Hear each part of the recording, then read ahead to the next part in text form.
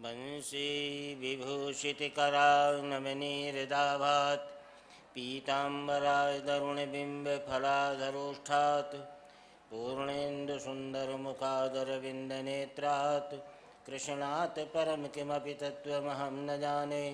बर्हापीडं नटवरवपुः कर्णयो कर्णकारं बिभ्रद्वासः कनककविसंवेजयन्तीं च मालां रन्ध्रान् वेणुरसुधररधया पूरयन् गोपवृन्दैर्वृन्दारण्यं सपदि हरणं प्राविशद्गीतकीर्तिः। दौर्भ्यां दौर्भ्यां व्रजन्तं व्रजमदनमिविशन्तं ह्वालितः प्रोलसन्तं मन्दं मन्दं वहन्तं मुरळिमधुरं कृष्णचरणारविन्दे नीलाम्बुजश्यामलकोमलाङ्गं सीतासमारोपितवामभागं पाणौ महासायकचारुचापं नमामि रामं रघुवंशनाथं।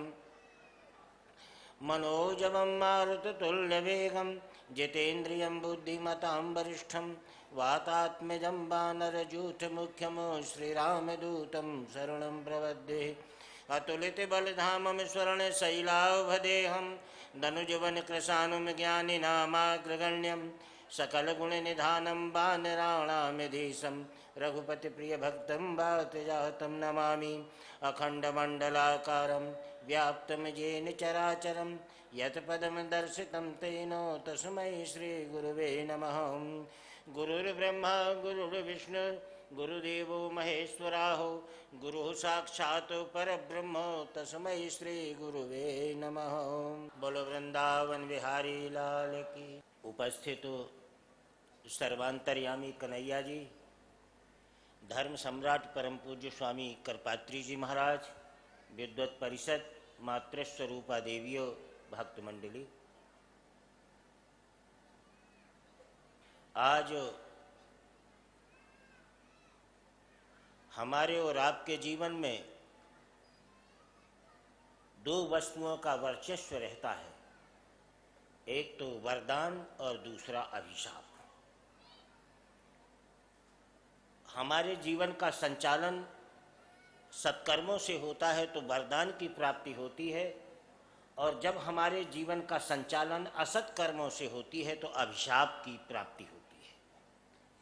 सम्राट कर्मयोगी परीक्षित के जीवन की यही दयनीय स्थिति है, और उनने अपने जो उनकी आराधना, उनकी साधना, उनकी उपासना जो थी, और न जाने कहाँ से उसके बहुत गहराई और गर्भ में असत्कर्म छिपे हुए थे, जिनके माध्यम से अपने अभिमानपूर्ण वातावरण और भाव से एक ऋषि के गले में सर्प डाला और अभिशाप प्राप्त हुआ कि 7वें दिन तक छकनाक काटेगा और काल के गाल में कवलित हो जाओगे। श्रीमद् भागवत के इस आख्यान से हमें समझ लेना चाहिए कि हमारा जीवन क्या है। वैसे तो सदग्रंथों में बहुत बड़ी बात बता दी है कि विभिन्न प्रकार की योनियों में भ्रमण करने के बाद मनुष्य की योनि मिलती है। 84 लाख योनियाँ जब प्राप्त कर लेंगे तब मनुष्य का जीवन मिलेंगे। संस्कृत में भी लिखा है, हिंदी में उसका ट्रांसलेशन है कि 20 लाख स्थावर जानो और 9 लाख सब जलचर मानो 29 और 11 लक्ष कूर्म कवि गाए 40 और पक्षी गण 10 लाख बताए 50 और 30 लाख पशु जानहु भाई 80 और 4 लाख बंदर दुखदाई 84। जब यह 84 कट जावे तब मनुष्य का कहतन पावे। व्यवस्था सोचें अपने जीवन की कि ये जब बहुत बाद के 84 लाख योनियों के भ्रमण करने के बाद भी हमें और आपको मनुष्य जीवन प्राप्त होता है।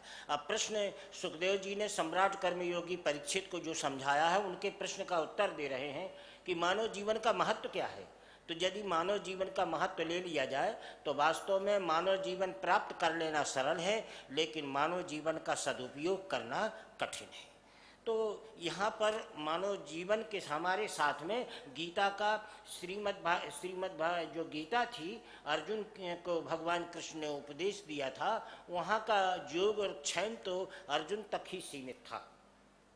या ये मान लिया जाए कि 100 पुत्र कौरवों के थे, 5 पुत्र पांडवों के थे, वहाँ तक सीमित था। लेकिन सारे भूमंडल में, सारे मानव जाति में योग और क्षेम विहित रहता है। माने हर क्षण, हर युग में, हर तरह, हर 24 घंटे में हमारे और आपके जीवन में 2 प्रश्न बिंदु लगे रहते हैं, योग और क्षेम, प्राप्त करना या उपयोग करना। तो योग उसे कहते हैं किसी वस्तु को प्राप्त कर लेना, गीता का योग है। और उस अच्छे तरह से उसको प्राप्त करके संचालन कर लेना उसका क्षेम है। इसीलिए भगवान कृष्ण कहते हैं कि योग क्षेमम वहाम्यहम, योग और क्षेम का मैं वहन करता हूँ। माने तुम्हें जो देता हूँ वो ही उसका माध्यम मेरे गर्भ में मैं हूँ, और उसका जो वहन करता हूँ, संचालन करता हूँ, मैं हूँ। तो इसका मतलब ये हुआ कि भगवान श्री कृष्ण अयोध्या के राम, वृंदावन के कृष्ण, या अपने अपने संप्रदाय के अनुसार जो भी भगवान जिसके हों, उनको ही अपने कर्मों का संचालक मान लेना चाहिए। अगर ऐसा चलता है तो आपका जीवन पवित्र हो जाएगा। सम्राट कर्मयोगी परीक्षित को बताया कि मानव जीवन एक अनवरत चलने वाला एक चक्र है। और ये चक्र इस प्रकार का है कि ऐसा लगता है कि ये कोलू का चक्र है, ये चलता रहेगा। लेकिन जब अंतरंग रूप में देखें तो हमारा जीवन एक यज्ञ है, हमारा जीवन एक बलिदान है, हमारा जीवन एक सुकर्ममय सृष्टि है, और हमारा जीवन एक सृष्टा है। हम अपने जीवन के स्वयं सृष्टा हैं, हम अपने जीवन की स्वयं सृष्टि हैं। सृष्टा सृष्टि में कोई अंतर नहीं है। अगर मानव जीवन न होता, ये विभिन्न प्रकार की योनियां न होती, तो वास्तव में सृष्टि का नाम ही क्या होता, वो तो शून्य के रूप में परिवर्तित हो जाती। तो सृष्टा भी आप हैं और सृष्टि भी आप हैं। अब प्रश्न ये उठता है कि मानव जीवन ये विभिन्न प्रकार की व्यवस्थाओं में परिवर्तित हो जाता है, और वो ये ऐसे होता है कि मतलब एक ही युग में, एक ही परिस्थितियों में पैदा होने वाले 2 आदमी, एक देवदूत बन जाता है और दूसरा नर पिशाच बन जाता है।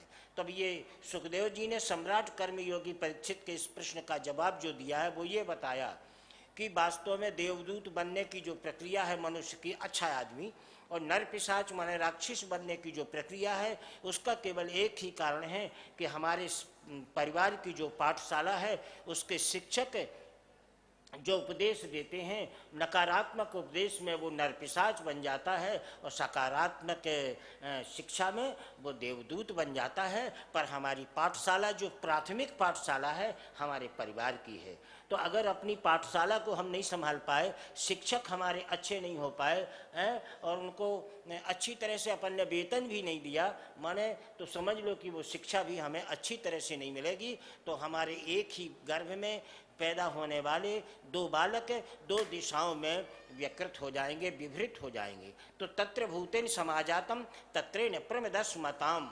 तो अपने जीवन को सुखदेव जी महाराज ने सम्राट कर्मयोगी परीक्षित से कहा कि अपने जीवन को सुचारू रूप से चलाने के लिए और देवदूत बनने के लिए, सत्कर्म करने के लिए आप स्वयं सृष्टा हैं, आप स्वयं सृष्टि हैं। सच्चे आचरण से अपनी पाठशाला में सच्चरित्र के आचरण का शिक्षा लेकर के जीवन को सुधार लेना चाहिए। इसलिए कहा गया है कि जीवन प्राप्त कर लेना सरल है, लेकिन जीवन का सदुपयोग करना बहुत कठिन है। तो पाठशाला में जीवन प्राप्त कर लो, वहीं पर पैदा हुए हो, प्रवेश वहीं पर मिला है, पर उसका सदुपयोग कैसे किया जाए, ये प्रश्न चिन्ह आपके सामने खड़ा है। सम्राट कर्मयोगी परीक्षित जी इसी विभिन्न प्रकार की व्यवस्थाओं में व्यवहित होते हुए चले जाते हैं। सुखदेव जी महाराज ने कहा कि यत्रम जाते नित्रमश्च भूतानाम त्वमेवं परिदृश्यते। इसीलिए पर ब्रह्म परमात्मा को, सारे संसार को सृष्टि और सृष्टा का स्वरूप देने के लिए, मानव जीवन का सदुपयोग करने के लिए अयोध्या में रामावतार हुआ और द्वापर में कृष्णावतार हुआ। और अवतार का केवल एक ही कारण है, कारण उन्होंने दूसरा बता दिया, यत्रम जाते न प्रविष्ट भूतानाम तत्रे न प्रविदस्मतम। गीता में केवल कर्म का महत्व है, लेकिन भगवान के जीवन में धर्म का महत्व है। इसको थोड़ा ध्यान से समझें। गीता में अर्जुन को जो ज्ञान दिया है वो कर्म का महत्व है। कर्म योग बताया, विभिन्न प्रकार के निष्काम कर्म बताया, सकाम कर्म बताया, कर्म योग बताया है। लेकिन आपकी सृष्टि में, आपके प्रामाण्य में, मानव जीवन के लिए धर्म, परमात्मा के जीवन में धर्म का ही महत्व है। इसलिए धर्म के महत्व का प्रामाण्य लेते हुए परमात्मा ने कहा है। थोड़ा इसलिए देख लेना कि जैसे कहा है कि जब जब होए धर्म की हानि और बाढ़ई असुर अधम अभिमानी, अगर ये कह देते कि जब जब हो ये कर्म की हानि बाढ़ई असुर अधम अभिमानी, तो नहीं कहा जब जब हो ये धर्म की हानि, या कह देते कि जब कभी धर्म की हानि, जब कभी कर्म की हानि होती है तब भगवान विभिन्न प्रकार का अवतार लेते हैं। लेकिन नारद जी से भगवान ने कहा यत्रम प्रियम मदहजातम नारी नाम प्रतिवक्षते, मुझे सबसे प्रिय न किसी भी पहाड़े की मात्रा ही मुझे प्रिय है, अक्षर से मेरा उतना लगाव नहीं है। और मात्रा का प्रिय सत्य क्या है? धर्म है। और अक्षर जो आप हैं, ये संसार ही बहुत बड़ा पहाड़ा है। जितने भी नर पुरुष हैं सब अक्षर हैं, जितनी भी माताएं हैं सब मात्रा हैं। और अक्षरम शैव मात्रा च तत्रेण प्रतिबद्धते, इस संसार रूपी पहाड़े में परमात्मा ने कर्म को महत्व नहीं दिया आपके, बल्कि नारी के मात्रा के धर्म को महत्व दिया है। इसलिए गीता में भी कहा है कि जदा जदा ही धर्मस्य जदा जदा ही कर्मस्व, नहीं लिखा जदा जदा ही धर्मस्व ग्लानिर्भवति भारतो, ये कहा है।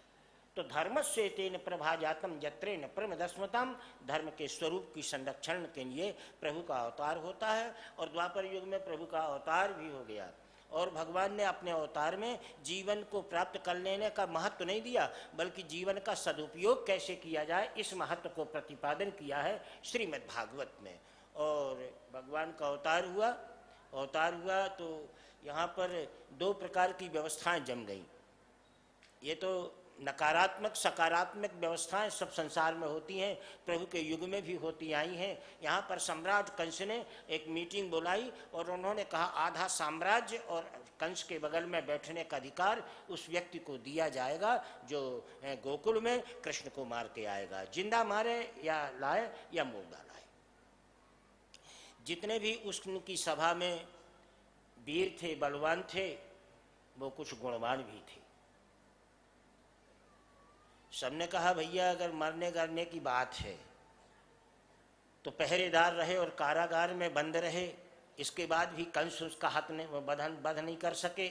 और वो न मालूम किस व्यवस्था से गोकुल चले गए और सकुशल हो गए। अगर अब अपन वहाँ जाते हैं मारने के लिए तो समझ लो कि अपने जीवन का अंत है, कोई हाथ नहीं उठाया। लेकिन जीवन की लिप्सा, जीवन की आकांक्षाएं जब स्वार्थ के पीछे चलती हैं तो मनुष्य एक भ्रमित होकर के अंधानुकरण करने लगता है। ये हुआ भी ऐसा ही। और वहाँ पर पूतना नाम की एक राक्षसी थी, वो खड़ी हो गई, हाथ उठाई और बोले कि सम्राट, हम कंस को जब 2-4 रोज बाल बच्चों को मथुरा में खाते हैं पकड़ करके, तो एक नन्हे से कलई पैदा हुए बालक को मारने में हमें कोई दिक्कत नहीं होगी, हम जाएंगे। जिज्ञासा लिप्सा के रूप में परिणत हो गई।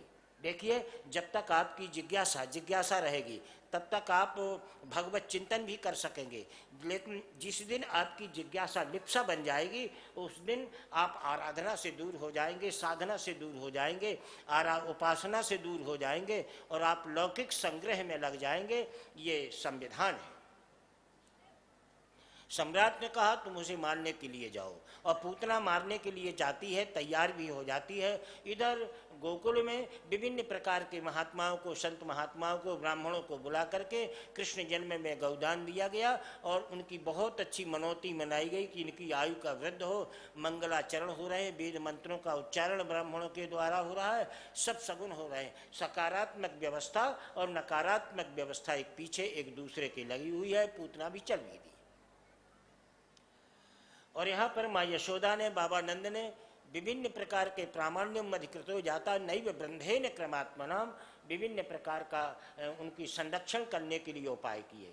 जो सारे विश्व का संरक्षक है, सारे विश्व को अपने 2 नेत्रों से सारे विश्व के पाप और पुण्यों को देखता है, उसकी रक्षा करने के लिए बाबा नंद और ग्वाल बाल सब लाठी वाठी अपने हथियार मतियार सजा करके बैठे हैं। ये भगवान के जीवन की कितनी एक लौकिक व्यवस्था है। हम लोग कितना अपार है, हम लोग डरते हैं, इसलिए चोरी चपारी रात में करते हैं या नज़र बचा करके करते हैं। एक गुरु के शिष्य ने, गुरु को शिकायत मिली कि शिष्य चोर है। उन्होंने बताया, बोले कि बुलाया, बोले बेटा चोरी मत करा करो। बोले कि महाराज जी सतर्कता से करते हैं, आपका बदनाम नहीं होगा, आप चिंता मत करें, आपके हम शिष्य हैं। तो गुरु महाराज ने कहा कि बेटा कैसे? बोले कि जब रात में सब सो जाते हैं तब हम चोरी चपाड़ी करते हैं। लेकिन गुरु की दृष्टि में और शिष्य की दृष्टि में बहुत बड़ा अंतर था। गुरु ने एक दोहा पढ़ा और शिष्य से कहा लिखो, तो लिखा। बोले तुम रात में इसलिए करते हो बेटा कि सब लोग सो जाते हैं? बोले जी हाँ। तो गुरु ने कहा कि बोले पृथ्वी तल के भोंये रे, बोले पृथ्वी तल के भोंये रे, और संभल के करियो काम, और दीन बंधु सब देखता, बोले आठों पहर तमाम। अरे जिन नजरों से हमें बचना है वो तो 24 घंटे आठों पहर देखा करता है, और ये चमड़े की आंखों वालों से भयभीत होने की जरूरत नहीं है। और जब तक जीवन में आक्रांत और भय रहेगा तब तक आपका जीवन पश्चिम की ओर जाएगा। भय मुक्त होना है। सिंह भले वनराज कहलाता है, सिंह को अपन वनराज कहते हैं, लेकिन 4 कदम चलेगा फिर पीछे मुड़ करके देखेगा कि हमारे पीछे कोई आ तो नहीं रहा है। इसलिए यत्रम जात न महाजातम पंदृष्ट प्रमदस्मताम, सिंह को दुर्गा का वाहन बनना पड़ा, लेकिन संग भय से रहित नहीं हो सका। अपने जीवन को सिंह नहीं बनाना है, अपने परिवार के जंगल का राजा नहीं बनना है, अपने समाज और अपने राष्ट्र के राजा नहीं बनना है। वो अगर बनोगे तो तुम सिंह कहलाओगे। परिवार तुम्हारा जंगल है, समाज तुम्हारा जंगल है, राष्ट्र तुम्हारा जंगल है, उसके राजा बनोगे तो तुम वनराज कहलाओगे। 2-4 कदम चलोगे पीछे देखोगे कि हमारे पीछे कोई लगा नहीं है। ऐसा जो भयभीत वाला जीवन में वो परमात्मा की सानिध्यता, परमात्मा की कृपा को प्राप्त कभी नहीं कर सकता।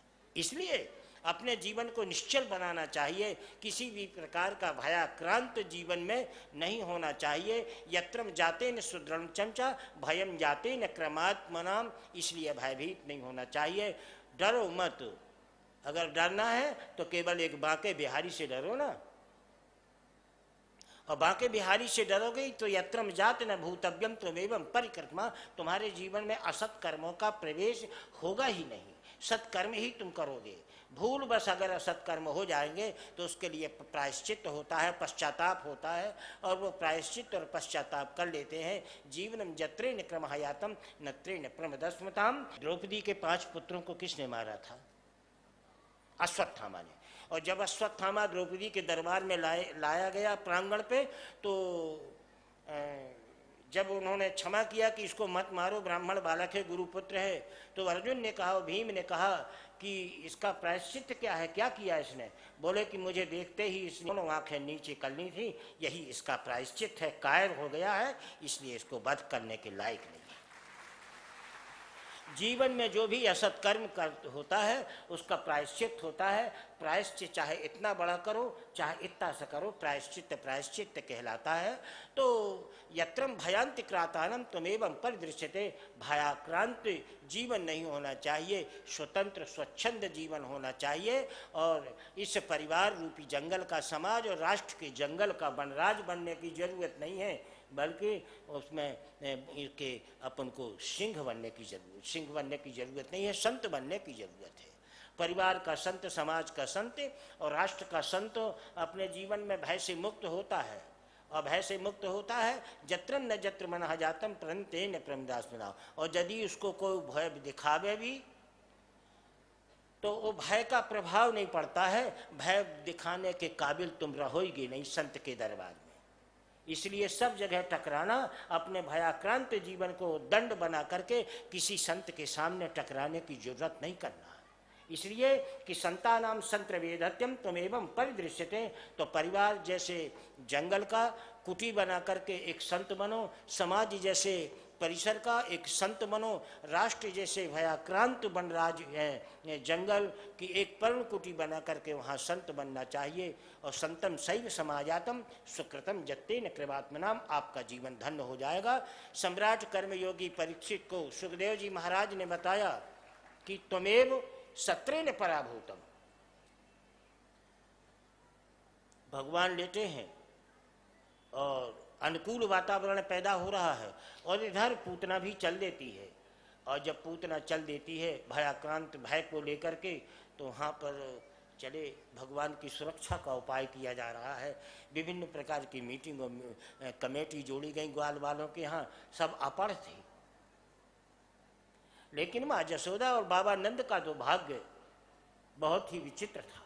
पूतना चली, बहुत दूर पर पहुंच गई, गोकुल के किनारे भी पहुंची, और जब गोकुल के किनारे पहुंची तो जमुना का किनारा पड़ा। लेकिन उनके मन में एक बहुत बड़ा विषाद पैदा हो गया कि बड़े लंबे लंबे दांत हैं, बड़े लंबे नाखून हैं, बड़ा भयानक चेहरा है। हम गोकुल में कृष्ण को मारने के लिए जाएंगे तो प्रवेश करते ही गोकुल के ब्रज बालक हमें मार डालेंगे, जाने का उपाय क्या है।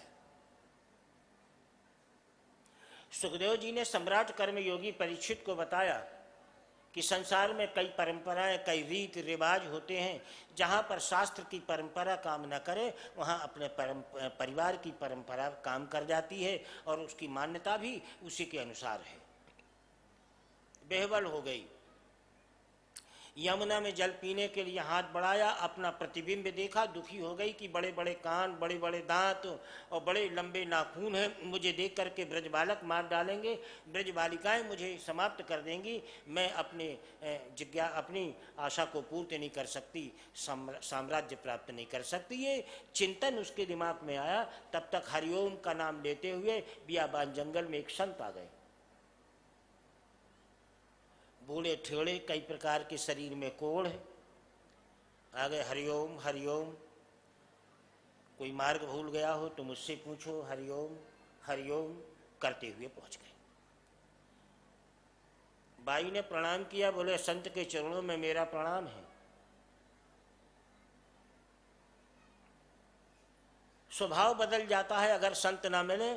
संत की परछाई अगर आपके जीवन में आ जाए तो निशाचर का स्वभाव भी क्षण मात्र के लिए बदल जाता है। कहाँ 2-4 बाल बच्चों को रोज खाने वाली पूतना आज संत के चरणों में प्रणाम कर रही है। मिल गई संत की परछाई। संत ने कहा कहाँ से आई, कहाँ जा रही हो?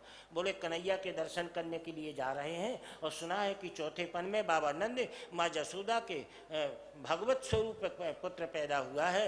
लेकिन बोल दुखी क्यों हो? बोले महाराज हम मथुरा की रहने वाली हैं, मथुरा में बाबा कंस से और बाबा नंद से बहुत बड़ा गड़बड़ चलता है, तो वो मुझे मथुरा का समझ के मार न डालें, इसलिए मैं दुखी हूँ, भगवान के दर्शन करना चाहती हूँ।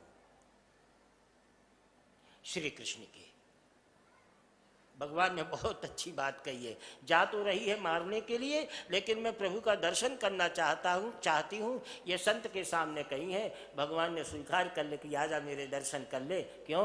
नारद ने कहा प्राइवेट धीरे से कि वो तुम्हें मारने आ रही है, तुम कहते हो प्रसन्न हो कि वो आ जाए मेरे दर्शन कर ले। बोले नारद भाव को भाव अनख आलस हूँ, और नाम जपत मंगल दिशि दस हूँ। कैसे भी जो मेरा नाम लेता है मैं उसका कल्याण करता हूँ। पूतना आखिर है निशाचरणी जरूर, लेकिन मेरा नाम तो ले रही। देख आवाज सुन, दिव्य कानों से सुन ले ये आवाज आ रही है। कालिंदी के किनारे से एक संत से वार्तालाप हो रहा है, मुझे मारने आ रही है मेरी प्रिय भक्त पूतना।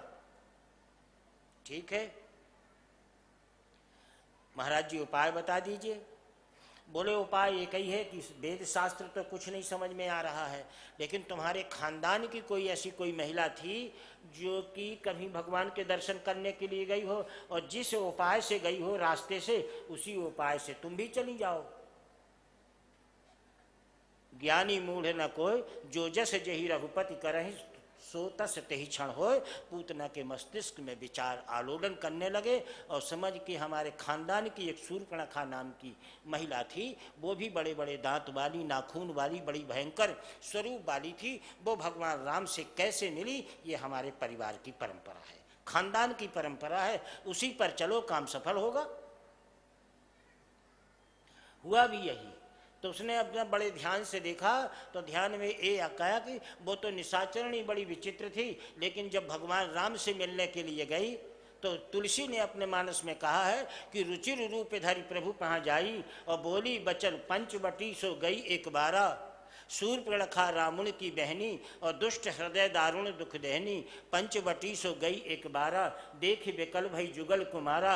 और रुचि जब देखी तो ये तो बड़ी प्रभावित हुई, पर रूप खराब था। उसने चुटकी बजाई और खूबसूरत बन गई। तो रुचिर रूप इधर प्रभु पहुँच जाई और बोली बचन बहुत मुस्काई, तुम सम पुरुष नमो सम नारी, यह संयोग विधि रचा विचारी, ताते अब लग रहे कुमारी और मन माना कछु तुम ही निम्हारी। जाते जेका और अन्य प्रसंग तो प्रसंगांतर हैं, पर वो शूर्पणखा की परंपरा पूतना को मालूम हो गई। उसने भी चुटकी बजाई तो बड़ी खूबसूरत नारी बन गई। बस वहाँ पर तो 4 माया के लड्डू रखे, जब चल दी और किनारे पहुँची गोकुल के, सारी ब्रज की ब्रज बालाएँ सामने आ गई।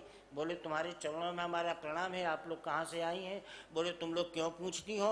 बोले इसलिए पूछते हैं कि बाबा नंद के यहाँ कोई अनधिकृत प्रवेश न कर जाए, कन्हैया का जन्म हुआ है, इसलिए हम लोगों की ड्यूटी लगाई गई कि हम पूछें कि तुम कौन हो।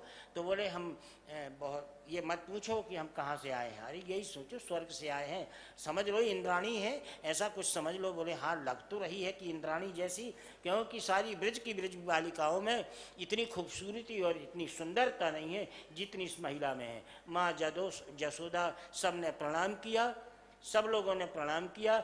जसोदा के उम्र की जो ब्रजबालाएँ थे, ब्रज गोपिकाएँ थीं, उन्होंने प्रणाम किया। बोले बहुत अच्छा हुआ जो आप हमारे नगर में पधारी। निशाचर भी अगर भगवान का नाम ले जाए तो वो पूज्य हो जाता है। थोड़ी देर के लिए भगवान का नाम अगर उसके मुख में आ जाए या भगवान की नाम स्मरण से ही उसका जीवन धन्य हो जाता है। सारे ब्रज की ब्रजबालाएँ उन्हें प्रणाम करती हैं। जिन ब्रजबालाओं को उद्धव जी ज्ञान नहीं दे सके और उन्होंने प्रणाम किया, और उन ब्रजबालाओं ने पूतना को प्रणाम किया, ये भगवान नाम स्मरण का ही प्रभाव है। और बताया माँ को कि बहुत सुंदर ऐसा लगता है कि इंद्राणी देवलोक से आई हैं। महारानी यशोदा ने कहा कि पगली, अगर मृत्युलोक में देवांगनाएं आने लगे तो गोवर्धन पर्वत पर हम पत्थर में उनका चित्र बना करके पूजन क्यों करते, वो इस मृत्युलोक में नहीं आएंगी। बोले मैया आप मानो या न मानो, वो तो आई गई हो, वो ही हैं, रूप धर के आई हैं, तुम चाहे मानो या न मानो। जब तक पूतना पहुँच गई, और जब वहाँ पर पहुँच गई, माँ ने देखा तो माँ ने कहा, माधवाचार्य ने बड़ा अच्छा सुंदर चित्रण किया है कि यत्रम याति जशोदाचा नभब देवांगनान जतः, देव मालूम हुआ कि इंद्राणी है और उन्होंने प्रणाम किया। बोले माँ प्रणाम है, बहुत सौभाग्य है आप हमारे यहाँ पधारी। माँ भी प्रणाम करती है। ये भगवान नाम स्मरण का ही प्रतिफल है पूतना के जीवन में। और आसन लगाई, बैठाला। देवांगनाओं ने, ब्रजबालाओं ने कहा कि कन्हैया को उठा के लाओ माँ और माता जी के गोद में डाल दो। जसोदा ले आई और कन्हैया को डाल दिया पूतना की गोद में। बोले आपकी कृपा से चौथे पन में बालक हुआ है, इसे आप आशीर्वाद दें। पूतना ने कहा चिरायु हो, शुभाशीर्वाद हो। ये नकली स्वरूप था उनका। माँ चली गई उनका सत्कार स्वागत करने के लिए। इधर पूतना बहुत मुस्कुराने लगी। उन्होंने कहा बहुत अच्छा हुआ, कितना अच्छा सौभाग्य है, कर्म का प्रतिफल है कि बच्चों को मारने खाती थी तो दौड़ती थी मारने के लिए, तो कोई घर में चला जाता था, बड़ा परिश्रम करने लगता था। आज मेरा भोज्य पदार्थ मेरे जीवन में, मेरी गोद में स्वयं आ गया है, बहुत अच्छा, कोई परिश्रम नहीं करना पड़ा, भाग्य बहुत अच्छा है। बस इतना सा काम निपटा के जाऊंगी और सम्राट का आधा राज्य और कंस के बगल में बैठने का अधिकार मुझे प्राप्त होगा। नारी का स्वभाव है, पड़ोसी के घर में सच्चा दुश्मन अगर कोई नारी है तो उसके बच्चे को भी वो प्यार करती है। अगर अगल बगल वाले कहते हैं कि ये तुम्हारी दुश्मन का बच्चा है, इसको तुम क्यों प्यार करती हो, तो कह देती है कि दुश्मनी आई तो उससे है, नन्हे सलोने बाल बच्चों से हमारी क्या दुश्मनी आई है। ये माँ का स्वभाव है। नारी का हृदय है, समुद्र की गहराई का पता लगा लेना सरल है, लेकिन माँ की ममता का, नारी के हृदय की गहराई का पता लगाना बहुत कठिन है। एक बार पूतना का ममत्व जागा और कन्हैया की ओर देख लिया और कन्हैया की ओर देखा नहीं कि कन्हैया ने अपना मुंह फेर लिया। कपोलानि जत्र मदहयातम हस्तम वृद्धेन क्रमात्मनाम, कपोल माने गालों में, हस्तम प्रक्षान अपना हाथ पूतना ने लगा के ऐसा मुंह किया कि देखना मेरी तरफ, लेकिन मुंह तो कर दिया नन्हे से, तो चाहे जय हम मटका के कर दो, लेकिन मुंह तो हो गया पूतना की तरफ, लेकिन चक्षुभ्याम निमीलाभ्याम, दोनों आंखें बंद कर ली। बहुत कोशिश की गई और जब भगवान देखने लगे तो उनकी आंखों में इतना विराट जज्वाल था कि पूतना ने अपना सिर इस तरफ कर दिया। न दृष्टि न दृष्टाप्याभ्याम, न दोनों की नजर एक नहीं हो रही। बस यही व्यवधान, यही बाधा भक्त और भगवान के बीच में है। हम भगवान को देखना चाहते हैं, लेकिन सच्ची नजर से भगवान की ओर देखते नहीं हैं। पूतना भी देखना चाहती है लेकिन देख नहीं रही।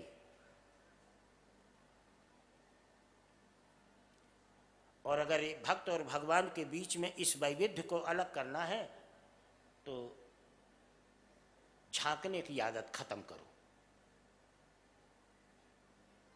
मंदिर में हम जाते हैं, लोग पूछते हैं कि काय के लिए जा रहे हो, बोले दर्शन करने के लिए। लेकिन दर्शन की प्रक्रिया और झांकने की प्रक्रिया अलग होती है।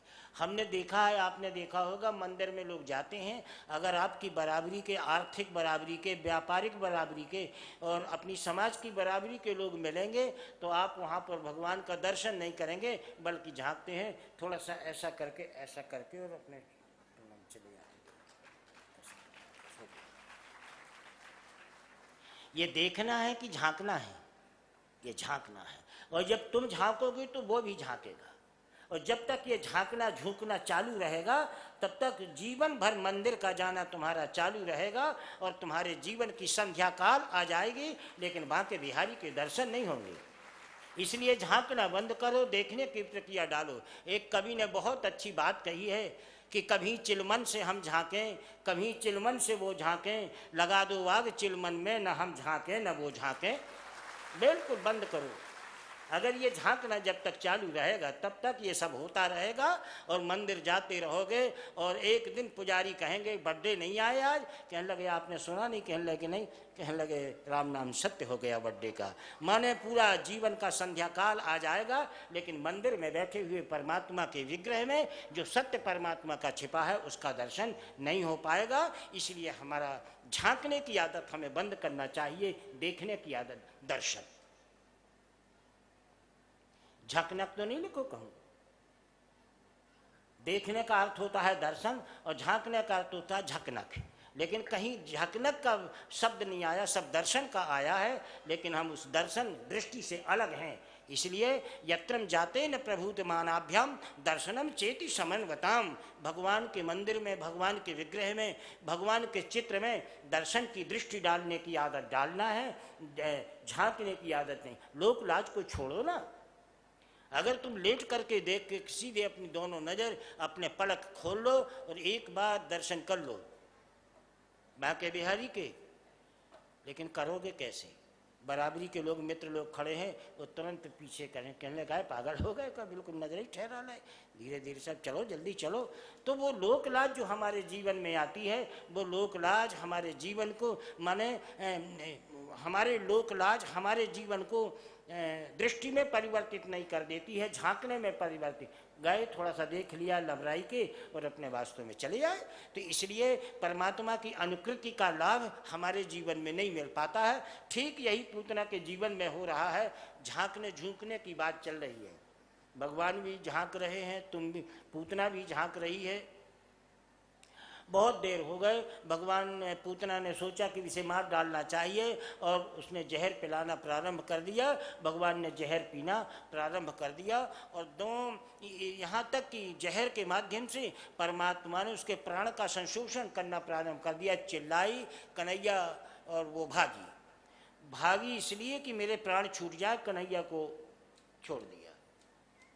ये तुम में आदत होती है कि तुम सवेरे किसी को पकड़ लेते हो, मित्र बना लेते हो, तो दोपहर के उसको छोड़ देते हो, वो शत्रु बन जाता है। शाम को दूसरा मित्र बना लेते हो, तीसरा छूट जाता है। लेकिन नर में ये आदत है, नारायण में ये आदत नहीं है। नारायण तो एक बार जिसे पकड़ लेता है उसे कभी छोड़ता नहीं है ना, बिल्कुल नहीं छोड़ता है।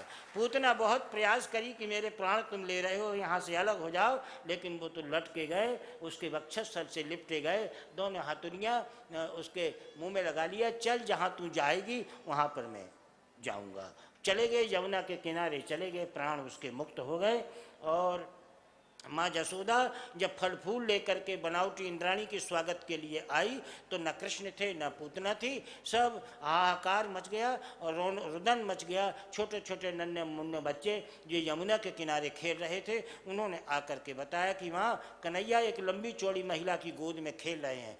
सारी ब्रज बधूटियाँ, ब्रज बालाएँ, ब्रज गोपिकाएँ सब कुछ वहाँ पहुँची। जब जाके देखा तो कन्हैया को उठाया, गोमूत्र से स्नान करवाया, यमुना जल से गौदान किया, गरगा जल से, गर्गाचार्य जी से उनको मंत्र पढ़ के पवित्र करवाया। पूतना पड़ी रही। बाबानंद सम्राट कंस को कर देने के लिए गए थे, वापिस आए तो पता चला कि ऐसा ऐसा हो गया है। उसको टुकड़े टुकड़े करके वहां पर जलाया गया। जलाकर उसके धुएं से बड़ी सुगंध निकली। सुगंध निकली तो ब्रजबालाएँ कहती हैं जशोदा घर में चलो, लेकिन वो धुआं का सुगंध इतना प्यारा, इतना सुंदर था कि खड़ी थी ब्रजबालाएँ, खड़ी थी, सब धुआं को सुगंधित कर रही थी। बाबा नंद भी आनंद ले रहे थे, इस धुआं, कितना सुगंधित धुआं है। सम्राट कर्मयोगी परीक्षित ने सुखदेव से प्रश्न किया कि महाराज, इतनी निशाचरणी बालघातनी महिला के चिता से इतना सुंदर धुआं, इतना सुगंध धुआं क्यों निकला? सुखदेव जी ने सम्राट कर्मयोगी परीक्षित से कहा कि आपके जीवन में दुर्गंध तो जब तक रहेगी जब तक नर का नारायण से दूरी बनी रहेगी, और जिस दिन नारायण की नज़दीकी, नारायण की सानिध्यता, सामीप्यता आपके जीवन में आ जाएंगी, सारे संसार की बहिरंग दुर्गंधें समाप्त हो जाएंगी। जिस कान्हा ने अपनी पूतना को अपनी माँ का दर्जा दे दिया है, अब उसके जीवन की सारी दुर्गंधें समाप्त हो गई और धुआं तक से, धूम्र तक से सुगंध आना प्रारंभ हो गया। इसलिए अपने जीवन की बहिरंग, भीतरी व बाहरी दुर्गंधें यदि समाप्त करना है तो परमात्मा की सानिध्यता, परमात्मा की सामीप्यता बहुत आवश्यक है। भले भी पूतना बनकर के भगवान की सामीप्यता प्राप्त न करो, लेकिन अपने धर्मानुसार, अपने कर्मानुसार भगवान का भजन, भगवान का पूजन, भगवान की सानिध्यता, कुछ नहीं तो 24 घंटे में एक बार आपके घर में जो छोटी सी टपरिया मंदिर प्रांगण बना है, वहीं अपने हाथों से और भगवान की विग्रह को अगर स्पर्श कर लोगे, अपनी आँखों से ऐसा लगा लोगे, तो आपके जीवन की जो दुर्गंध हैं वो नहीं रहेंगी। लेकिन दुर्गंध रहे ना रहे ये प्रश्न अलग है, लेकिन तुम्हारी दुर्गंध दूसरे को सुगंध मालूम पड़ेगी, ये तो जरूर हो जाएगा। थोड़ा इस प्रश्न को अच्छे के सोचना। भगवान के स्पर्श से तुम्हारी दुर्गंध जाए ना जाए एक अलग है, वो रही आवे, लेकिन भगवान के स्पर्श से वो तुम्हारी दुर्गंध दूसरों को सुगंध प्रतीत होगी। बस इतना लाभ आपको मिल सकेगा, इतना बेनिफिट परमात्मा के दर्शन का आपको मिल जाएगा। कर लो। और हुआ यही। लौट करके आए, सम्राट कर्मयोगी परीक्षित ने कहा परमात्मा, सुखदेव जी महाराज से कहा कि प्रभु ये बता दीजिए कि निशाचरणी बालघातनी है, उसको सदगति मिल गई, बुरे कर्म करने के बाद इसका कारण क्या है? सुखदेव जी ने सम्राट कर्मयोगी परीक्षित से कहा इस प्रश्न का उत्तर लेने के पहले ये पूछो कि भगवान के अवतार का कारण क्या है। इसको अच्छे से समझना। बुरे कर्म करने वाली पूतना को सदगति मिल गई, इसका कारण क्या है? तो सुखदेव जी ने कहा कि ये मत पूछो, ये पूछो, ये पूछना बहुत आवश्यक नहीं है। पूछना यह है कि भगवान के जन्म लेने का कारण क्या है।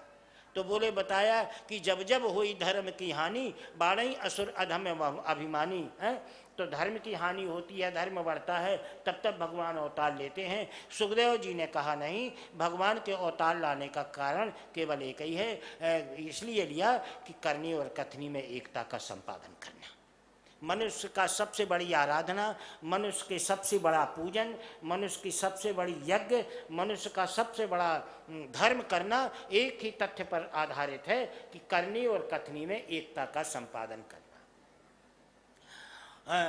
बस इसीलिए भगवान ने अवतार लिया कि जिस नारद से कहा था कि जिस सृष्टि का मैंने निर्माण किया है उस सृष्टि में धर्म पूर्ण नारी हैं और कर्म पूर्ण नर हैं, उनकी सदगति केवल इसी में है कि अपनी करनी और कथनी में एकता का संपादन करें। इसको बहुत ऊंची चीज है जो प्रभु ने बताई है कि करनी और कथनी में एकता का संपादन करो। जो हम कह रहे हैं वही हमें करना है। ये बहुत बड़ा कर्मयोग है। ये गीता के अर्जुन की श्रेणी का विषय है। भगवान ने यही कहा कि हम स्वयं लोगों को शास्त्रों के माध्यम से नारद वेदों के माध्यम से समझाएंगे। कान उनके कच्चे हैं, वो समझ सके न समझ सके, इसलिए मुझे स्वयं अवतार लेकर के ऐसा कर्म करना है जो करनी और कथनी में एकता का संपादन करे। तो मेरे जीवन का लोग आचरण करेंगे, वो भी हमारा जो संसार है वो भी ऐसा ही चलेगा। तो भगवान के जो अवतार लेने का कारण है वो केवल एक ही है कि करनी और कथनी में एकता का संपादन करना। तो बोले पूतना के मामले में करनी कथनी में क्या है? तो लीला के माध्यम से भगवान ने करनी और कथनी में एकता का संपादन किया। तो बोले करनी और कथनी में क्या अंतर हो गया? बोले कोई यही एक एकता का संपादन है। राजा बलि के यहाँ जब भगवान वामनावतार धारण करके दान मांगने के लिए गए और उन्होंने आवाज़ लगाई कि बलि मैं भिखारी बनकर के तेरे दरवाजे आया हूँ और मुझे भीख दे, तू बाहर आ, सुना है तू बड़ा दानी है। राजा बलि पूजा कर रहे थे, बच्ची ने रत्नमाला ने आवाज़ सुनी और छज्जे के ऊपर आई और नन्हे से बालक को देख करके देखा कि ये कितना प्यारा और सुंदर बालक खड़ा है। रत्नमाला के आंखों से अश्रुधारा प्रवाहित हुई कि यदि मैं विधवा न होती तो ऐसा सुंदर बालक पैदा करके अपनी माँ के ममत्व को मैं सार्थक कर लेती। ऐसा भाव आते आते उसके अश्रुधारा टपके और भगवान के कंधे पर पड़े वामनावतार के। भगवान ने ऊपर देखा और मुस्कुरा गए। वो भाव को समझ जाते हैं। भगवान भाव को ही समझते हैं, तुम्हारे बाहरी प्रदर्शन को बिल्कुल नहीं समझते। कितना भी तुम बाहरी प्रदर्शन करो नहीं समझेंगे। वो तो भाव को समझते हैं जो गहराई में आपके छिपा हुआ है। भाव समझ गए। बोले रत्नमाला तुमने मुझे पुत्र के रूप में देखा है और पसंद किया है, इसलिए जाओ। ये मेरी कथनी है कि द्वापर युग में तुम राजा कंस के यहाँ पूतना बन करके आना और मैं बाबा नंद के यहाँ कृष्ण बन करके आऊँगा और एक बार माँ का स्वरूप तुम्हें लेकर के तुम्हारी माँ की ममता का पुत्र तुम्हारी गोद में खेल करके पुत्र का स्वरूप दिखा दूंगा। ये मेरी कथनी है, इसको करनी के रूप में परिवर्तित करूंगा। वो बलि के ज़माने की वामनावतार की कथनी और द्वापर युग में करनी कथनी के रूप में परिवर्तित कर दिया। ये है कथनी करनी में एकता का संकेत। तो परमात्मा का जो अवतार हुआ है ये स्वयं के लिए नहीं बल्कि धर्म प्राण नारी के लिए, कर्म प्राण नर के लिए कि अपनी जीवन में कथनी और करनी में एकता का संपादन करना चाहिए। माने जो तुम कहो वही तुम्हें करना चाहिए।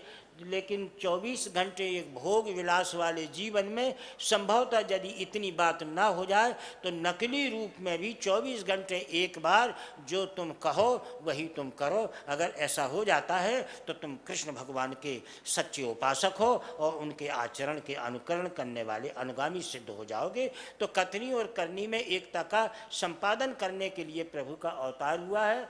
पूतना मारी गई। सम्राट कंस को ये पता चला, यत्र न यत्र भूतव्यम तुमेवं परिदृश्यते। और राजा कंस व्रज की मथुरा की ब्रज की सारी बालिकाएं सबके मन में ये उपदेश होता है, मन में ये विचार आता है कि यथा कथ्यम यदा जातम जन्मम तत्र प्रमीयते।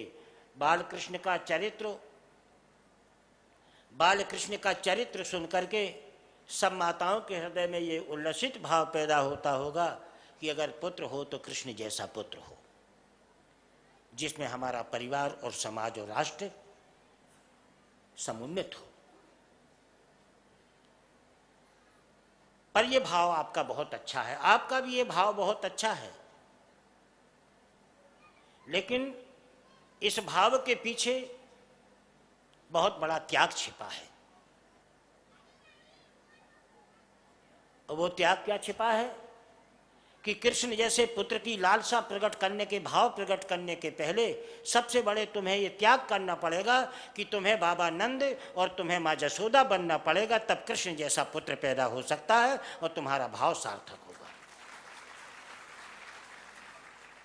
पर बन जाओगे ना, बस भाव की माला भर जपेंगे कि कृष्ण जैसा पुत्र हो जाए, भगवान कन्हैया जैसा लड़का हो जाए, बहुत अच्छा है, ये माला जपते रहोगे, यही माला जपते रहोगे। लेकिन वो इसे कृष्ण जैसे पुत्र को प्राप्त करने के लिए गंभीर जो त्याग छिपा हुआ है कि तुम्हें यशोदा और तुम्हें बाबा नंद बनना पड़ेगा, ये अगर बन जाओ तो माला फेरने की जरूरत नहीं पड़ेगी, कृष्ण जैसा पुत्र स्वयं आ जाएगा। पर बनोगे कैसे? सम्राट कर्मयोगी परीक्षित ने कहा कि बाबा नंद बनने की हिकमत क्या है और माँ जसोदा बनने की तरकीब क्या है। सम्राट कर्मयोगी परीक्षित के इस प्रश्न का जवाब सुखदेव जी महाराज ने दिया और कहा कि एक बार एक क्रूर नाम का आदमी आया, क्रूर नाम का आदमी आया जो 24 घंटे जिसके दरवाजे में जाता था वो लठियाँ और बहारी दीनदयाल बिरसम बहारा, जिसको अपन झाड़ते हैं, बहारा लेकर के उसको महिलाएं मारती थी। ये क्रूर, आज दिन भर हमारे परिवार का समय खराब जाएगा, ये क्रूर भाग हमारे दरवाजे से। 10 दिशाओं से वो अपमानित था क्रूर। एक दिन बाबा आनंद के यहाँ गया, गोकुल में बाबा आनंद के यहाँ पहुंचा तो चरणों में प्रणाम किया। आनंद बहुत दानी थे, इसलिए वो परमानंद के रूप में कहलाते थे। आनंद ने पूछा तुम्हारा नाम? बोले मेरा नाम क्रूर है महाराज, और सारे संसार से मैं अपमानित हूँ, मेरी प्रार्थना है। बोले क्या चाहिए तुम्हें? 10,000 गंगे चाहिए, बहुत बड़ा भवन चाहिए, तुझे जो चाहिए वो मांग ले, आज प्रातः काल का समय है, मैं दूंगा। तो जब बाबा आनंद ने ऐसा कहा तो मालूम नहीं था कि भिखारी क्या मांगेगा। राजा बलि को भी ज्ञान नहीं था कि 3 पग भूमि मान के सारी सृष्टि का माप तोल कर लेंगे। पता नहीं चला कि ये क्या मांगने वाला है। तो क्रूर ने कहा कि अगर देना है तो एक बात दे दो, न गौदान चाहिए, न रत्नदान, न घोड़ा दान, न अश्वदान, कुछ भी नहीं चाहिए। अगर देना है तो अपने नाम का पहला अक्षर दे दो, हमारा जीवन पवित्र हो जाएगा। बाबा आनंद ने कहा मेरे नाम का पहला अक्षर? बोले जी। बाबा आनंद ने अपने नाम का पहला अक्षर उठाया आ और क्रूर के आगे लगा दिया, तो क्रूर बन गए बाबा अक्रूर और आनंद बन गए बाबा नंद। ये है किसी को संपूर्ण बनाने के लिए तुम अपूर्ण बन सकोगे? किसी को संपूर्ण बनाने के लिए, किसी क्रूर को अक्रूर बनाने के लिए तुम आनंद से नंद बनोगे? अपने को घटा सकोगे किसी को पूरा करने के लिए? ये क्षमता आपके जीवन में है और कृष्ण का भाव जाग रहा है कि पुत्र जैसा प्राप्त हो, संभव। अधूरे अपूर्ण रह गए बाबा आनंद, नंद बन करके रह गए, और जो दुष्ट था क्रूर वो अक्रूर बन गया बाबा। जो सारे संसार में संत के नाम से पूजे जाते थे वो अक्रूर हो गए। तो किसी को संपूर्ण बनाने के लिए स्वयं को अपूर्ण बनाना ही बाबा नंद की परिभाषा है। रही बात तुम्हारी, तो जसोदा का अर्थ होता है कि कोई भी कर्म माँ यशोदा करती थी,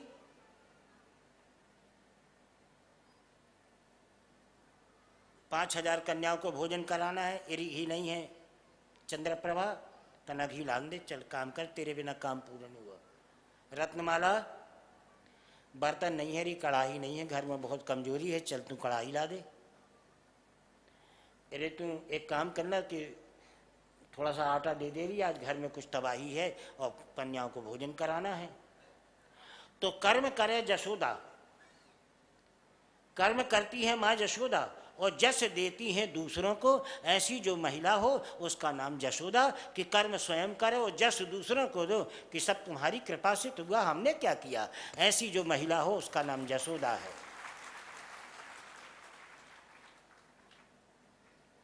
16 सोमवार क्या रह लिया? पूरे मोहल्ले में ढिंडोरा पीट दोगे कि मोहल्ले में आज तक कोई नहीं कर सको 16 सोमवार, हम यहाँ करे हैं और सब हमने किया है, हैं? हमने सब कुछ किया है। और तो अगर किसी ने कहा कि बगल वाली बाई तो 16 सोमवार करी, बोले करी तो हती तो 1 किलो का मलीदा बटोते, अपने तो 5 का बनो है, 5 का मलीदा बांट दिया है। कर्म स्वयं करो, उसका जस स्वयं लो। अपने विभिन्न प्रकार के भाषाओं में विभिन्न प्रकार के भावों को समझा करके कृष्ण जन्म के माध्यम से और परमात्मा ने, सुखदेव जी ने मानव जीवन की जो सत्यता है, मानव जीवन की जो सदुपयोगिता है, वो इसलिए भगवान का अवतार लिया है कि मानव जीवन प्राप्त कर लेना सरल है, लेकिन जीवन का सदुपयोग करना बहुत कठिन है। इसलिए इस कठिन सदुपयोग करने के लिए अपने जीवन में करनी और कथनी में एकता का संपादन करना बहुत ही आवश्यक है। जो आपके जीवन में करनी और कथनी में एकता के संपादन का भाव जागृत हो जाएगा, जीवन धन्य हो, जीवन प्रामाण्य है, जीवन सस्वरता की ओर बढ़ेगा। सुखदेव जी महाराज ने सम्राट कर्मयोगी परीक्षित को यही व्यवस्था दी। नाव आगे बढ़ती हुई चली जा रही है, नाव का साम्राज्य भी आगे बढ़ता चला जा रहा है। संसार के विशाल भवसागर में श्रीमद् भागवत रूपी नाव में मुसाफिर जैसे सम्राट कर्मयोगी परीक्षित जी बैठे हैं। सुखदेव नाविक बने हैं। माताओं की जैसे धर्म का डंडा, आप जैसे पुरुषों का कर्म का दंड लेकर के नाव को खेते हुए चले जा रहे हैं। भगवत कृपा की पतवार जीवन नौका में लगी है।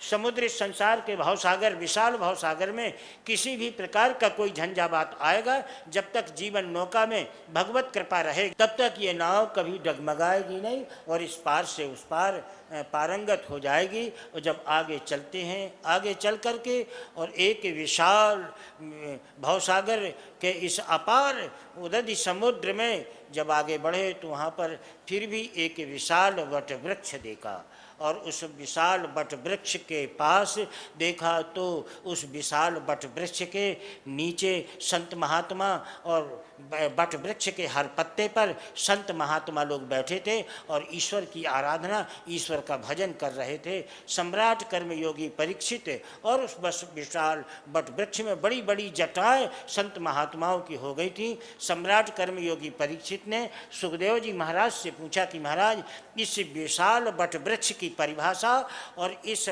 विशाल वट वृक्ष के हर पत्ते में संत महात्मा बैठे हैं, इनके स्वरूप का चित्रण करिए। सम्राट कर्मयोगी परीक्षित के इस प्रश्न पर सुखदेव जी महाराज ने कहा कि नाव को मोड़ दो। नाव को मोड़ भी दिया और जाकर के विशाल वट वृक्ष के नीचे खड़ी कर दी। बहुत बड़ी ठंडक आई और उस विशाल वट वृक्ष के नीचे बड़ी बड़ी जटाओं वाले जो संत बैठे थे, उनके चरणों में सुखदेव जी महाराज ने प्रणाम किया और पूछा, महाराज ये सम्राट कर्मयोगी परीक्षित हैं, इनके जीवन को मृत्यु से अलग करके जीवन का अंत बनाने के लिए प्रयास में हैं, आपके चरणों में आए हैं। इस विशाल वट वृक्ष की विशालता और इसका आंतरिक सौंदर्य और इसकी आध्यात्मिकता, हर पत्ते पर जो संत महात्मा बैठे हैं, इनके स्वरूप का चित्रण मानव जीवन से कैसे बैठता है, इसका वर्णन करिए। विशाल वट वृक्ष के नीचे संत महात्मा ने कहा, आज आपकी नाव इसी वट वृक्ष के नीचे विश्राम करेगी। कल 6वें दिन की कथा प्रसंग में उस विशाल साधु से जो सुखदेव जी को उपदेश मिलेगा, वो सम्राट कर्मयोगी परीक्षित से कहेंगे, हम भी आपकी सेवा में उपस्थित होंगे। आज की प्रवचन श्रृंखला यहीं पर समाप्त की जाती है। जय श्री कृष्ण। कृष्ण राधे की जय, राधे कृष्णा की जय, कृष्ण राधे की जय, राधे कृष्णा की जय, बंशी वाले कन्हैया तेरी जय जय जय।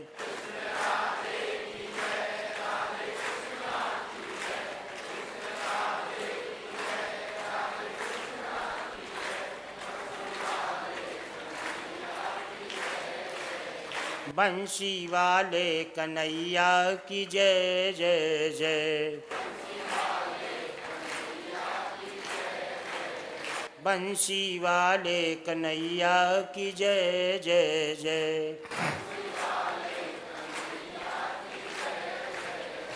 कृष्ण राधे की जय, राधे कृष्णा की जय, कृष्ण राधे की जय, राधे कृष्णा की जय, बंशी वाले कन्हैया की जय जय जय।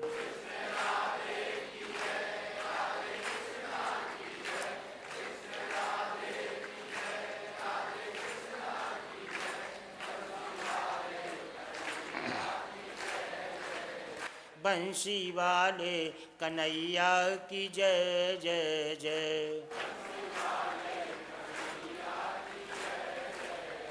बंशी वाले कन्हैया तेरी जय जय जय। कृष्ण राधे की जय, राधे कृष्णा की जय, कृष्ण राधे की जय, राधे कृष्णा की जय, मोरे बांके बिहारी की जय जय जय।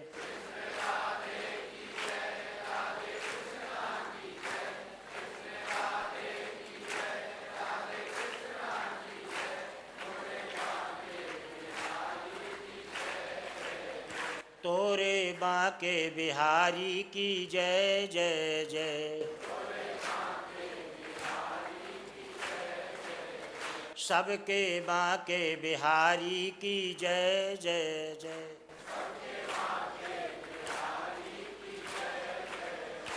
कृष्ण राधे की जय, राधे कृष्णा की जय, कृष्ण राधे की जय, राधे कृष्णा की जय, बंशी वाले कन्हैया की जय जय जय।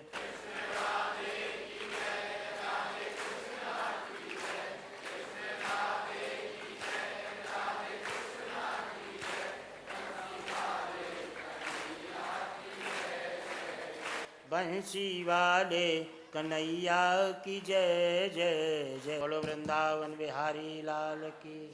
धर्म की, धर्म की, अधर्म का नाश हो, अधर्म का नाश हो, प्राणियों में सद्भावना हो, प्राणियों में सद्भावना हो, विश्व का कल्याण हो, विश्व का कल्याण हो, सनातन धर्म की जय हो, सनातन धर्म की जय हो, गौ माता की जय हो, गौ माता की। जय हो। हर हर महादेव शंभो।